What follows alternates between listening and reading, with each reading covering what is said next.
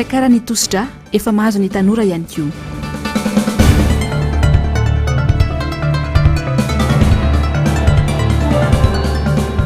Teteza mita fitondrana gaboraraka.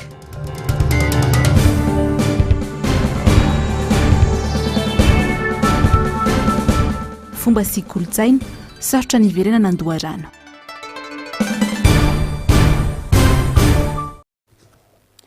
Dia mbola falitafahoana aminao indray ny tenako anatin'ny fampahalalam-bavany ambiesa amin'ny takarivan'ny alarobia fa 17 ny volana May ny taona 2024 ity. Manolotra ny araba ary tomboky lasy tomboky vavy manasanao naraka ny fotoanany vaovao hatramin'ny farany. Eo amin'ny pejiny politika avy hatrany ary no isantarantsika ny fampahalalam-bavao Andriamatoa Filoha aoka izany kajikajy politika hoy nambarany filohany Antoko Fiombonana zanaka sy zivany Madagasikara. Atahorana indray ny mety sy ny rahalasaka raha izao toedra raha izao mijerena tsy vahaolana intsona ny fizanty ka iantsona ny vahendreny mpitondra hoy hatrany fanazavana fanadiadiny avitra solondraibe sy Mathieu Prince.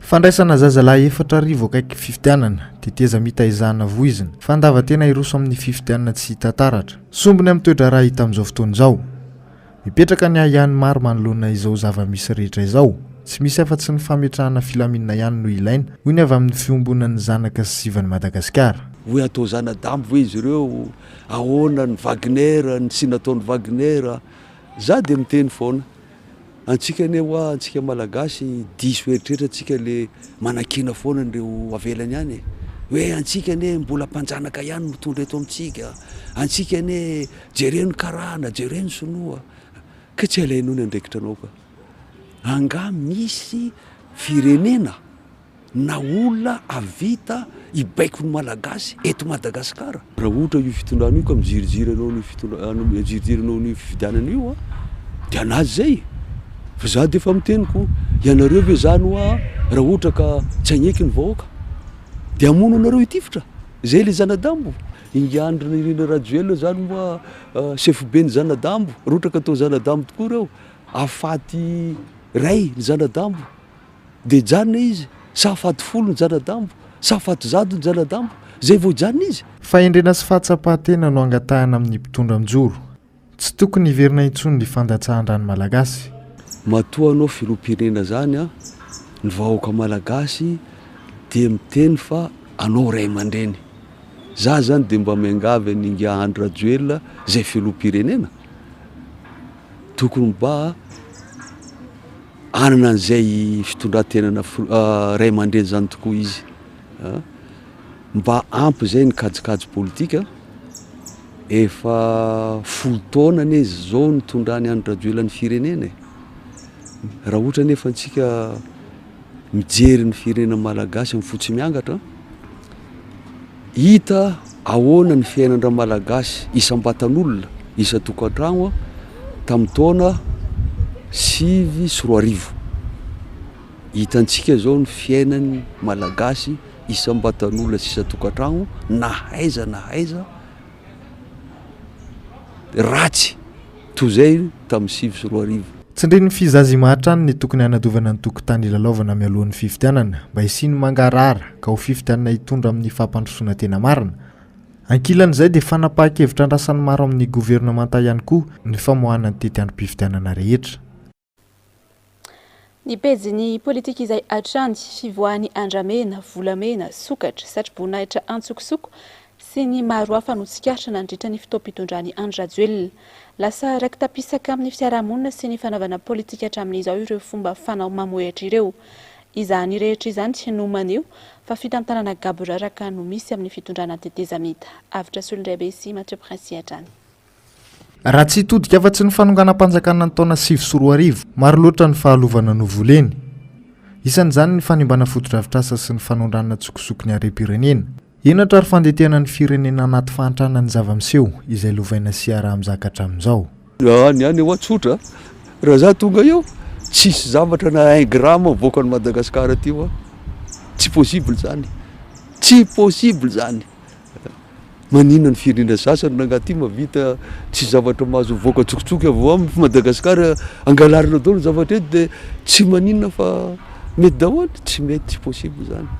Na zay fotsiny fiheverako anazy fitondrana sahala amin'ny ataony any Andrajoelina io efa 10 taona ho na zay fotsiny efa samy mafantatra atsika fa bois de rose iny nagnifanjareo mpiasa mpanjakana tamin'ny tetezamita iza moa tsy mafantatra an'izany satria tsy nagneky ny zao tontolo zao hoe ame volany Madagasikara de nahita anjareo fika bois de rose raha mba bois de rose ampandehanana firenena moa izy magnino any a Comore na any a Pretoria voatratra hoe misy an'izao firy moa 3-7 kilo tratra any zara mieritreritra fa io 3-7 kilo tratra io cinéma io am'izay vitanjareo miteny jerenareo fa zay neka tsy mamela fa tratranay cinéma fotsiny io fa le 10 kilo na boaka anjareo tsy resana na ny réal kilo na boaka anjareo tsy resana zany izy io tombontsoa manokana fanaovana tantely fadrakitra ny harem-pirenena ny fananganana tetezamita fahavononana amin'ny anarenina firenena no mila ananan'ny mpanao politika mila mandray andraikitra sy adidy ary mitaky ny zony ihany koa ny olo-pirenena fa tsy tazapotsiny ny fiainam-pirenena intsony politika izay atrany ny firosona amin'ny fifidianana ihany no vahaolana anarinana ny firenena manoloana izao fahasahiranana mianjady amin'ny vahoaka malagasy izao tsy tondra tombontsoa eto amin'ny firenena araka izany fametrahana tetezamita izay konokonoany mpanao politika sasany na izy ny avy amin'ny rodoben'ny mpanohitra na ny RMDM ny lasa fa fiemorana no nisy teto Madagasikara nanomboka tamin'ny taona 2024 onjalalaina Ranaivomanana sy Mathieu Prince. Tsy azo ekena ny fikasana fametrahana tetezamita eto amin'ny firenena ony avy amin'ny RMDM tsy hitondra filaminana sy fampandroana ao Madagasikara ny firosona amin'izany vao nanomboka nandray ny fitantanana ny firenena ity fitondrany ity dia efa nafantatra fa amin'ity taona 2024 ity no anatanterahana ny fifidianana alaolana fotsiny ihany ny filazana fa tsy manambola ny firenena fandikana tanteraka ny lalam-pandrenona ny fizirizirina ametraka tetezamita nanamafy ny avy amin'ny RMDM fa ilaina ny fanaovana fokonandom-pirenena saingy ny avy amin'ny fitondrana mihitsy tsy manaiky ny rosona amin'izany tsy fitadiavan-tseza ny anaovana fokonandom-pirenena fa fitadiavam-baolana hitondrana sosikevitra isy ny fifidianana madio eto amintsika tapitra ny mandany zao mpitondra fanjakana zao ny lalàna ny tokony arahana ny lalàna ny tokony jerena ny lalàna ny tokony hitondra nyity firenena ity fa tsy izay rehetra manana eritreritra na avy atsy na avy ary fa mifanohitra amin'ny lalàna no andeha hibaiko an'ity firenena ity na andeha ho atao eto amin'ity firenena ity iroso amin'ny fifidianana ny RMDM fa izahay kosa de miteny fa mila fifidianana madio mangarahara ekeny rehetra betsaka ny feo mandeha maro zavatra mety miseho fa izahay tsy mila tetezamita ny RMDM aza manofy ny RMDM raha ohatra ka tetezamita no atao fa fifidianana madio mangarahara ekeny rehetra no ataotsika eto lalàna no mamaritra an'izany takiny avy amin'ny rodobe mpanohitra ihany koa ny amohan'ny mpanatanteraka ny datim-pifidianana tsy azo ekena ihany koa ity vovonany ity ny fandikan-dalàna mety ataondre rafitra mikarakara ny fifidianana fa raha misy fandikan-dalàna zay mety ho ataony mpikarakara fifidianana na ny mpitondra na ny seni amin'ny fifidianana atao de mampitandrina ny RMDM fa tsy emotra ary tsy ilefitra amin'izany angatahany RMDM ny amoahana daty mpifidianana mazava avy amin'ny gouvernement voany daty misy miteny fa hoe mbola manana fotoana ny gouvernement telo volana mialohan'ny fifidianana tsy marina izany ny fiantsonany mpifidy nomeny lalàna ny gouvernement telo volana fa tsy ny famoahana daty mpifidianana avoa zao de zao ny daty mpifidianana raha vonona hanao fifidianana marina ity fitondram-panjakana ity tsy tokony ho sakana tsirosona amin'ny fifidianana amin'ity taona ity ndresabola raha tsy ahivina dia efa nilaza minisitra ny fitantanam-bola fa misy vola ao anatin'ny kitapom-bolam-panjakana ary tokony any amin'ny fifidianana araka izany no ampiasana ny vola ka jana ny fanaovana ireo foto-drafitrasa tsy mbola lahara-pahamehana amin'izao fotoana izao ny vava mifanjaika amin'ny fifidianana izay hatramy dia hitohatra amin'ny faraka amin'ny 30 volana Mey izao ny fisoratana anarana ao anaty lisy mpifidianana eny anivon'ny Fokontany tafiditra anatin'ny fanavaozana manontolo ny lisym-pifidianana. Mbola misy anefa ny olom-pirenena tsy nisoratra anarana na koa nanamarina izany tena nivon'ny fokontany noho ny fahateren'ny fotoana. Mikatona ho an'ny mpanao gazety ihany koa moa ny fokontany ka tsy nahazahoana fanampim-baovao. Ravorazafy Mahenina sy Manora Andriamalala. Toy ny misy zavatra fenina vena mampatahotra ny voaka eny anivon'ny fokontany ka mahatonga ireo sefo fokontany matahotra ny resaka mpanao gazety. Tamin'ireo fokontany misy telo notetezinay, samy nilaza ireo lehibeny fa any amin'ny lehiben'ny distrika no tokony hangataka lalana melony mpanao gazety, fivezivezina lava reny anefa izany ary ny farany tsy omeny lehiben'ny distrika lalana iresaka mpanao gazety ireo sefo fokontany. Zay aloha zany le izy tsy mahazo miteny zany nareo raha tsy mahazo miteny zay raha tsy mahazo lalana any amin'ny sefo. Zay fotsiny le toromarika fa tsy misy hoe inona moa zany fa zay moa zany zay koa moa zany tsy afaka hoe tena hoe tsy mila manao discussion be. Zay zay rehefa mivory de ohatr'izay zany le izy de zay le izy. Ankoatran'isy mpifidianana efa nalefa eny amin'ny CENI, mbola misy lisitra mandeha hafa koa eny anivon'ny fokontany. Ity zany lista nampitaina tamin'le taloha lefa lasa tany zany reny. De zareo tany zany nampita hoe tokotokony ohatran'iza zany no mbola tsy voatafiditra ny andro zareo. Toko fotra nahazo ohatr'izay daholo ny fokontany rehetra. Tsy mahagaga raha toa ka mbola misy tsy nisoratra anarana anaty lisym-pifidianana ireo olom-pirenena ary raha vitsy ihany koa no manamarina ny anarana eny anivon'ny fokontany. Eo ny tsy fahatokisana intsony ireo rafitra isan'ambaratonga ny karakara amin'ny fifidianana, tsy misy ihany koa ny mangarahara ary tsy ampy ny fanentanana. Mbola tsy nisoratra anarana. Ka niasa foana teo aloha dia tsisy fotoana le andavanandro anavozako an'ilay lisym-pifidianana. Dia tapitra eo an'ilay izy dia mbola tsy nahasoratra hatramin'izao. Mandeha maraina dia hariva, mandeha maraina dia hariva. Le niverifian'ilay izy aloha mbola tsy natao e. Zony le mifidy. Dia efa mazava-dehibe aloha zay. Tena le fotoana zany tsy misy. Dia hojerena ihany aloha zay faniny. Efa misoratra any amin'ny lisym-pifidianana fa ny manamarina mbola tsy natao.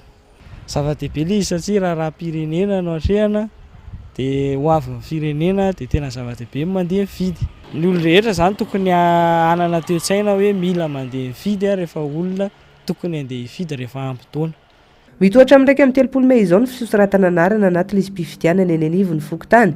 Mandeha ihany koa ny fanentanana ireo olom-pirenena atao ny atokotiko Madagasikara mba havitrika isoratra sy hanamarina ny anarana. Eo koa ny fanefanany adidy ary anara-maso ny zotra mpifidianana rehetra.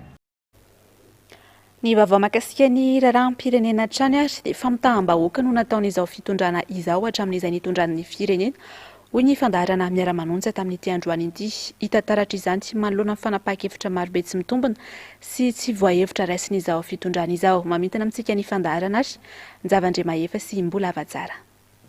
Miseho amin'ny endriny maro ny tsy fahamatorana izao fitondrana izao.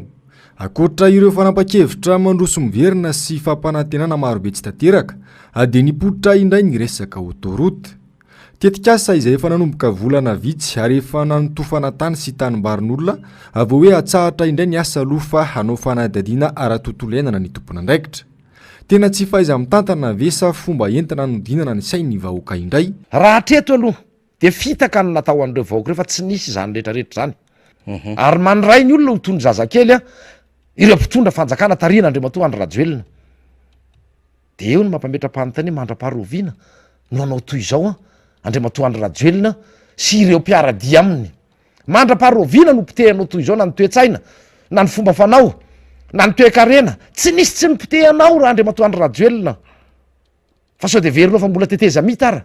Fa ny olona ngena manao teteza mita ara ny ivelany ihany ekena hoe efa mifanohatra amin'ny tany-tandalana sy ny rafitra misy ara-demokratika izay mitaky fifidianana no angalana fahefana. Efa tsy ndraranao zany, efa tsy ndrarainao izany. Fa mbola tohizana ihany le fanao tsy mahomby, le fanao mamoehatra. Ary ianao ny tsefony amin'izany Andriamatoa Andry Rajoelina. Nanamafy moa ny miara-manonja androany fa tsy hiditra amin'izany fikonkononana anao teteza mita izany.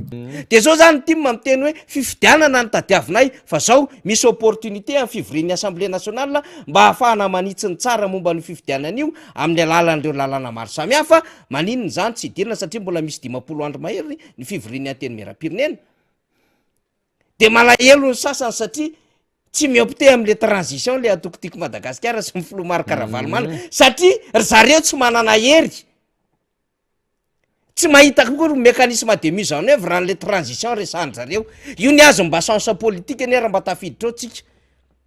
Kanefa tsy sa miafronté tsy sa ihany koa mitondra le adevitra député fetra de tenenitsika zany fa ny tsika zany de mazava tsy tetezamita mihitsy fa fifidianana azo alamina amin'ny endriny be tabe satria ho lany mandalo le filoham-pirenena amin'ny janoary noho izany mila avitaina melohan'izay mba ahavitany lay fifidianana any amin'ny 7 janoary aoriana zay 2024 filoham-pirenena vaovao no eo. Mbola manana 12 andro anoratana ny anarany ao anaty lisy mpifidianana moa ny olom-pirenena ka tsy mitsahatra ny manentana ny amin'izany any miara-manonja.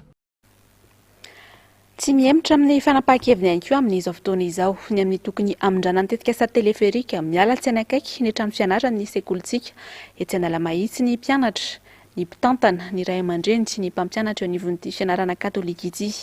Efa nisy ny fifanadonana tamin'ny tompona ndraiky mpanjakana saingy miziriziry amin'ny heviny koa izy ireo mienjandroa araka izany ny tady inona no mety hitranga aoriana kely fa samy tsy miemitra ny rodonta. Ravrazafy mahenina Manora Andriamalala. Samy ziriziry amin'ny heviny na ny sekoly katolika sekolitsika etsy Analamahitsy na ny fanjakana mahakasika ny fanamboarana ny teleferika atao antery ilay tetikasa izay tsy nampahafantarana amelora teo raha tsy efa nisy teknisiana andrefony toerana. Ankoatra ny fanelingelenana terany sy loza oriana tsy afaka ny ampiakatra ny trano fianarana ihany koa ny mpitantana raha toa terena andalo eo ambonin'ny sekoly ilay teleferika. Ho anay manokana aloha tena tsy mitombina izay argument napetraka zareo izay. Maro ny fatahoran'ny ray aman-dreny aloha zany amin'ny hoe mety andalovan'io teleferika io eto dia izay foana mbola namafisana an'le fandavanay ny andalovana eto zany. Io koa afaka miantisipe dian'izao zany ilana ny hoe any aoriana any ho avy le fikorotanana dia eo amin'izay fanometsiny zany. Eto aloha zany dia miandry anazy zany zay aloha fa ho hita eo fa samy mitazona ny teninay aloha zany zay tsy miala amin'izay tenina izay zany. Izy mantsy rehefa miresaka tetikasa isika fandatry ny olom-pirenena zany hoe raha vao metraka tetikasa ianao tokony ny alohany ametraka an'io mandeha zay fanadadiana zay fa eto kosa nefa efa somary efa hanatanteraka azy ohatrany hoe médecin prélamorian zany aminay dia zay mahatonga anay hoe tazominay ny teninay le izy mandalo eo ambony zay ny olananay fa le fandresen-dahatra zay tsy mila resen-dahatra koa resaka fanosoana ary vao maikara ary hitana ihany koa le izy tsy matoa zany tsy tonga taty taminay hatrany amboalohany le olona dia tsy nivoakasika taty le izy fa noho izy le tampoka zay mahatonga anay hoe tsy hany amin'le hoe resena lahatra ntsony zany fa mora fotsiny vahaolana zany tsy mivily aty amin'ny sekoly. Ny sekoly mbola manana projet hampiakatra an'ireo bâtiment ireo dikan'izay zany raha andalo hoe ska hampiakatra an'le bâtiment zay vao maika ianakaiky an'iny ambony iny any zany le bâtiment anay avy eo zay koa ny tena antony zavatra io zany. Fandroany androany no nanaitra ny tompony ndraiky mpanjakana mitantana ny sekoly ny amindrany ilay teleferika namaly izany tokoa ny sekretera mpanjakana misahana ny tanàna vaovao sy ny toeram-ponenana saingy nanamafy ny fisian'ny teleferika manakaiky ny sekoly. Isy ihany koa izy ny fampahafantarana ny mpianatra mahakasika izany ary mbola hitety ireo sekoly voakasika ny departemanta misahany ity tetikasa ity ampahafantatra sy andresy lahatra. Manoloana ny kolotsaina sy ny fomba maro mibosesika eto Madagasikara dia ny fananganana fihinana ny identité vaovao no mety hoy nambaran'ny mpahay fiarahamonina mivoatra hatrany manaraka ny toetrandro ny kolotsaina ka tsy azo heverina ny iverenana indray Andoharano. Avitra Solondraibe sy Mathieu Prince. Maro amin'ireo fomba sy kolotsaina malagasy ny takona tsikelikely eny amin'ny fiarahamonina miasimba sy adino tsikelikely manoloana ny fivoarana misy amin'izao fotoana izao. Ho an'ny mpahay fiarahamonina tsy ho tanteraka ny fiverenana Andoharano. Mety alaim-panatsika hoe iverina izy aloha. Mandroso ny tena misy fa tsy izy miverina. Ny kolotsaina tsy zavatra statika, tsy zavatra fihezina, tsy zavatra terena hijanona eo.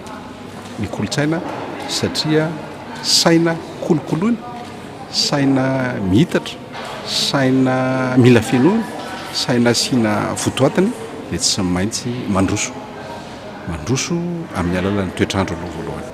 Ny kolotsaina malagasy zany dia misy ny sotoavina teo aloha izay drentsika hoe kolotsaina izay. Matetika moa ny tao aloha zay fa tsara foana fa tsy voatery ho tsara ny teo aloha fa ny lafy tsara ny teo aloha matetika ny tadidy, ny lafy ratsy tsy dia tadidy loatra.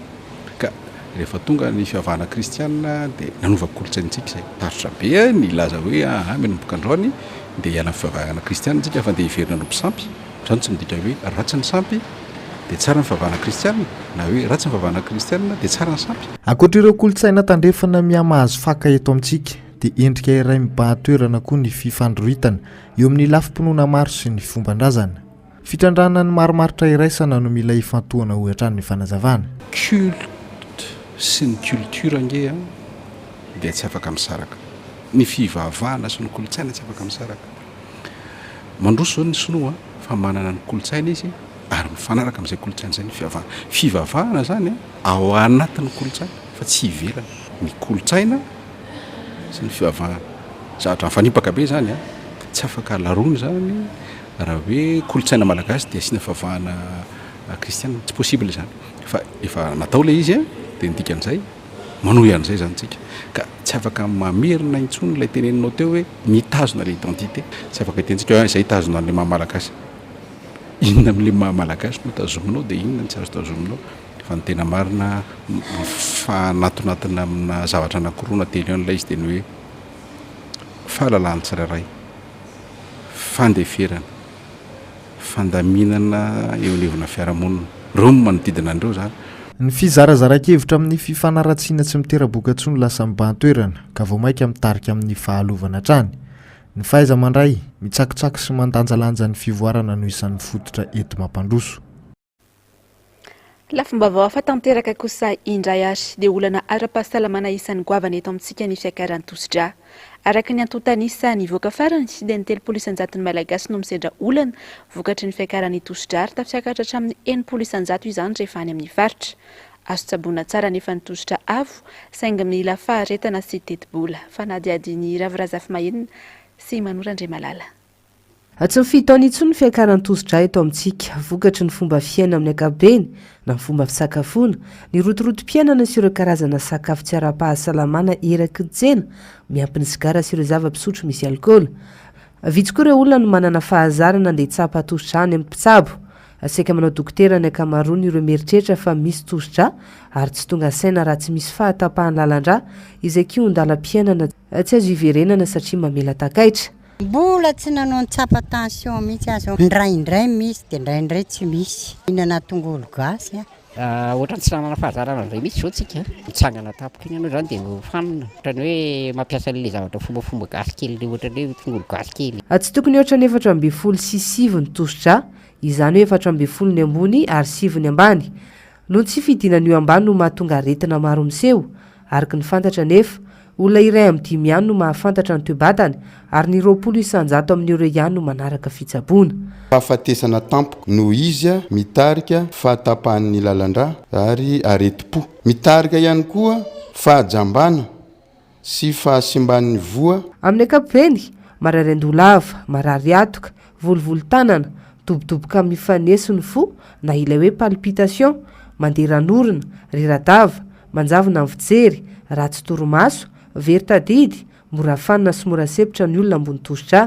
Ny fanatonana mpitsabo ihany no ahafana misoroka mialony mety ho voka-dratsiny. Na tsy fampihana rabola amin'ny fifidianana ny fanafody na noho ny tsy fitiavana hinana ny fanafody mandra-pahafaty. Ny fitsaboana dia tsy maintsy atao na mazoto na tsy mazoto hinam-panafody raha teo lava velona isika. Misy amin'izao fotoana zao ny fomba ahafahana miala ny fanafody. Tsy mihinana fanafody tsony zany aorinao fa saingy zao tsy maintsy mandeha foana izay traitement izay aloha amin'ny voalohany dia rehefa tonga ny fiatsarany vatana izay vao mety ho afaka fanafody raha ohatra ka mety ny atao. Ankoatra ny tsy fahafantarana ny toe-batana marary, sakana tsy tsabon'ny olona ambony Tosidra tsy fananam-bola.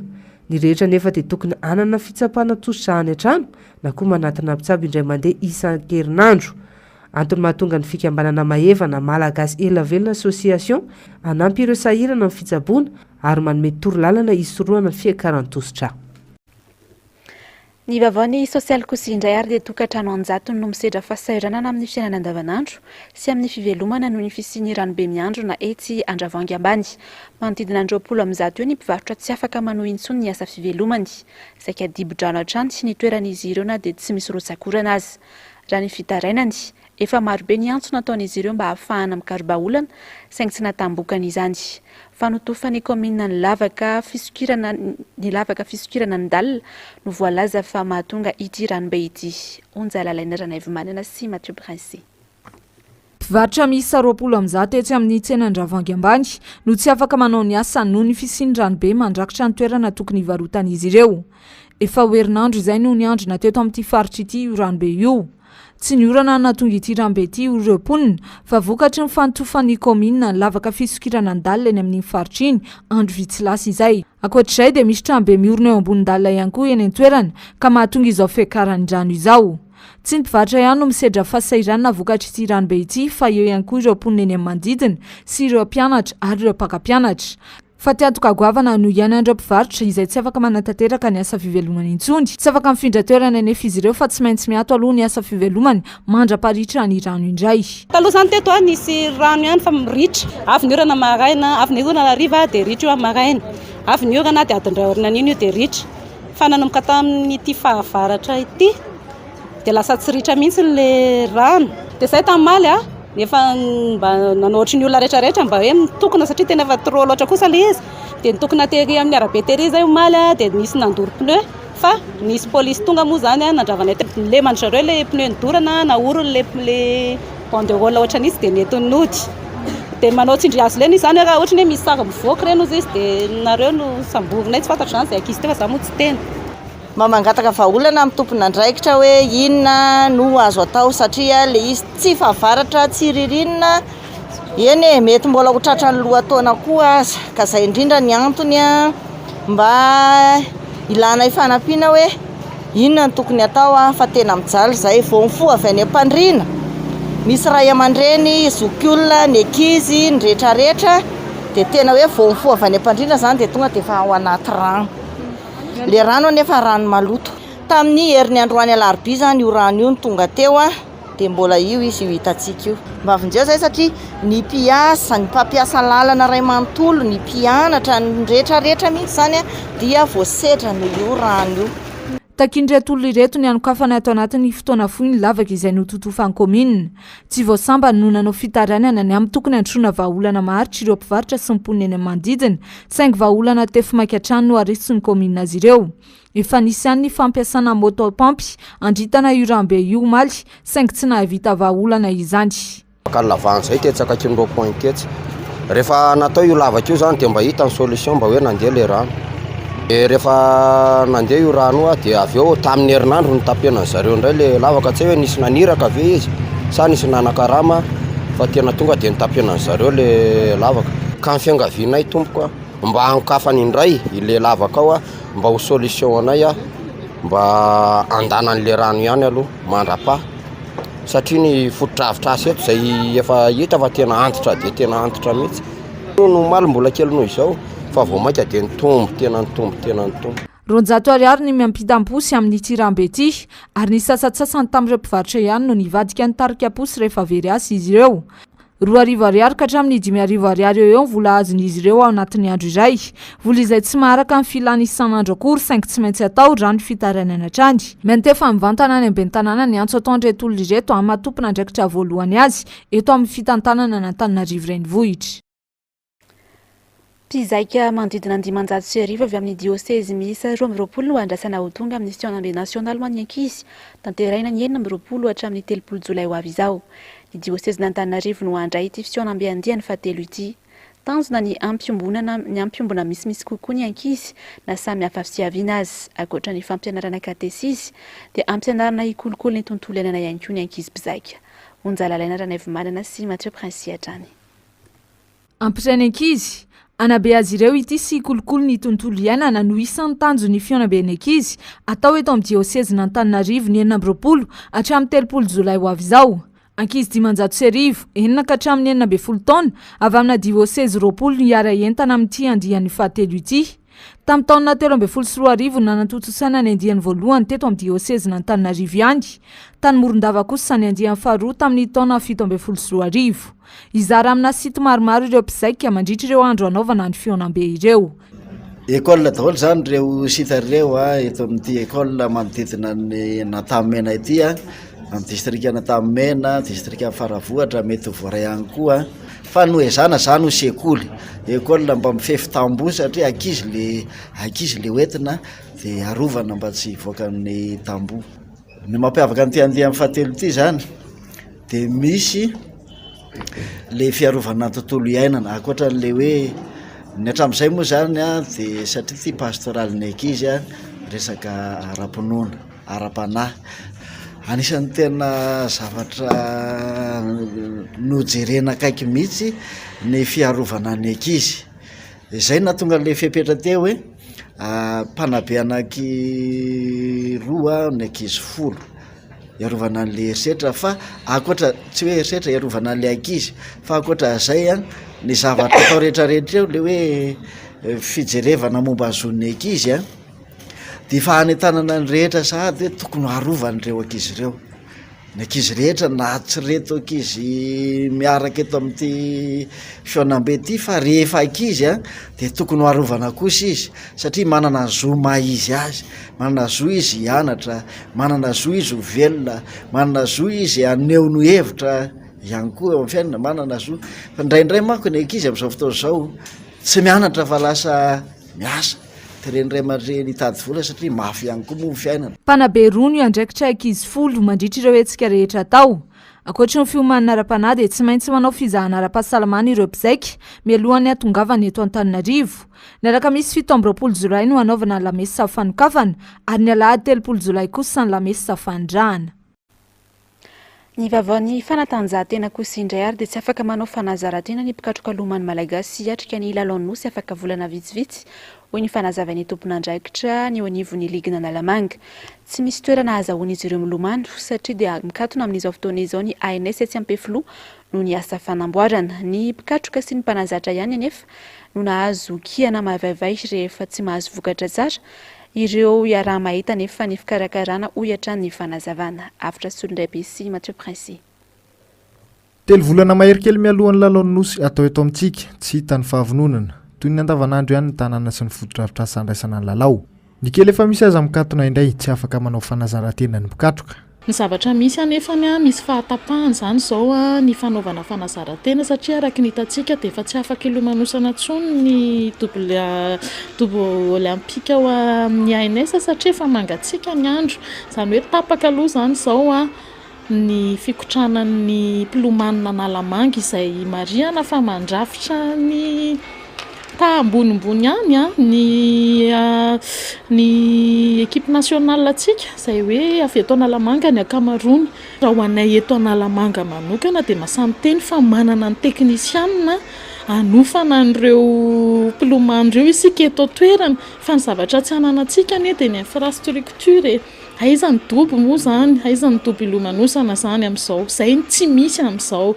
Ny azon'ny mpilomano atao amin'izao dia milomano eny amin'ireny hôtel ireny izay mazava ho azy fa tsy takatry ny volan'ny rehetra ny miditra any amin'ireny. Rehefa mivoaka ny rezultat dia mianjerany amin'ireo mpilomano na mianjerany amin'ireo mpanazatra foana ny fadisoana zany anefany tsy misy ataoko hoe tsy misy miracle ane zany fanatanjahantena zany fa vokatry ny fanazarantena mataonany. Taranja 120 no andraisan'ny Madagasikara anjara hiaro ny voninahim-pirenena. Nisy tamin'izy ireo no nisitraka fitaovana ny farany herinandro teo. Nisy hafa ihany koa nandeha niofana tany ivelany. Matsiaro teo no voailika ny taranja sasany. Tsy haiko indray hoe misy selektifa ve le jeu amin'ity hoe misy mahazo tombony kokoa zany ny taranja hafa discipline hafa dia misy taraiky ve zany ny discipline hafa. Hatreto mbola tsy misy ny mpilomano aloha zany nandeha nivoaka nahazo an'izay fisitrahana hoe stage any ivelany izay. Ny eny farany teo dia hoe afaka herinandro vitsivitsy dia ho alefa ny Thaïlande. Raha ny resaka mandeha amin'izao fotoana dia atahorana isy fanivanana ihany koa ireo taranja 120 mandray anjara ireo. Paraingo tanteraka araka izany ny fahavononan'ireo atleta malagasy hiaro ny voninahim-pirenena. Raha tsy aivina araka ny fanazavana nentin'ny minisitry ny tanora sy ny fanatanjahantena teo aloha mikasika ny tsy nandefasana ireo atleta malagasy tamin'ny CJSOI farany teo tao Maurice no hoe hifantoka kokoa amin'ny fiantrenana lalao nosy ny ministera Pia. Raha ny zava-mitranga nefa dia toy ny mifanohitra amin'izany no asehony. Ny vaovaon'ny kolontsaina kosa indray ary dia tafiakatra eo amin'ny manasadalana ny solontenan'i Madagasikara Ichima Abdila miatrika ny amboara maneran-tany eo amin'ny Silamo any Paris any. Niavaka ny fandraisan'ny anjara nandritra ny andro voalohany omaly, anisan'ny nahazo naoty tsara izy avy amin'ny mpitsara. Tsara ny mampahafantatra fa tamin'ny teny malagasy ny tononkalo izay nataony. Ichima Abdila dia teratany Komoriana mianatra eto Madagasikara. Izy no nibatany amboara nasional Silamo 2024 ka izao ny solontenan'i Madagasikara eo amin'ny sehatra iraisam-pirenena izao.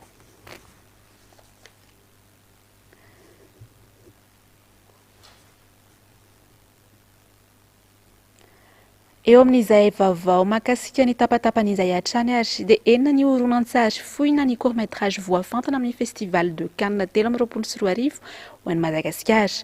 Isan'izany ny Vatoage any Gilda Razafitsiadinoina, Imantrala any Andra Narso, Adol House any Harry Joel, Game Over any Franco Clerc, Ralph Ward any Sitraka Randriamahaly, Mboa Mantanda, Le Tournoi des Rois any Jules Kala Engao, ho tonga ny Cannes ny 20 hatramin'ny 17 May ho avy izao ny ekipa malagasy. Ny festival de Cannes dia mampivondrona mpikirakira sarimihetsika maneran-tany maro isan-taona. Isan-taona ohatra farafahakeliny firenena 120 no voasolon-tena ary mpandray anjara manodidina 502 sy iray alina.